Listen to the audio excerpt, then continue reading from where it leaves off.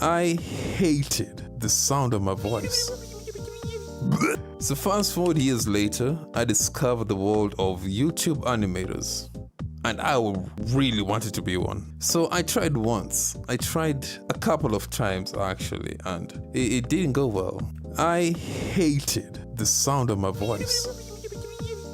I thought that my animations looked so bad compared to the people I looked up to. And honestly, I was just terrified of putting myself out there.